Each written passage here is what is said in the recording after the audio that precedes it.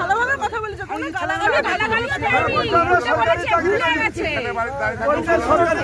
ঢুকিয়ে দিন।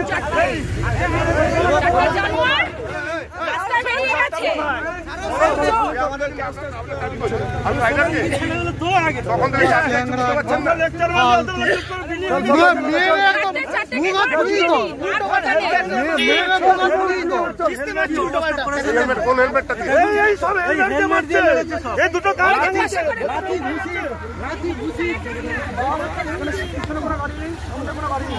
আমি লেন চেঞ্জ করছি, আমরা প্রফেশনাল লাইট করি।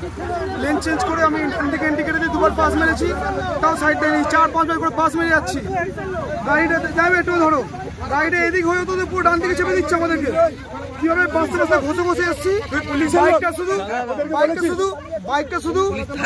বাইকটা শুধু মানে কে ব্যালেন্স করে সেটা আমি জানি, মানে আমার বুক কাঁপছে পুরো। ওখানে ভিতরে ঢুকে আমরা সোনাপুর থেকে এসেছি। দীঘা থেকে ফিরছিলেন? দীঘা থেকে ফিরছি। কতজনের দল আছে আপনাদের?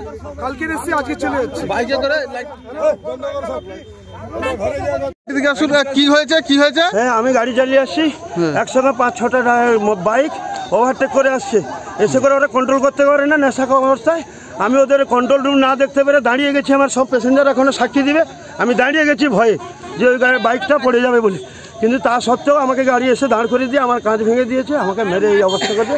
আমি হাতে ধরছি, পায়ে ধরেছি, সব কিছু অন্যায় স্বীকার করেছি, তা সত্ত্বেও আমাকে এই অবস্থা করেছে। সরকারি বাস, সরকারি বাস, এখানে পিছনে কোনো গাড়ি নেই, সামনে কোনো গাড়ি নেই। আমি লেন চেঞ্জ করছি, আমরা প্রফেশনাল লাইট করি।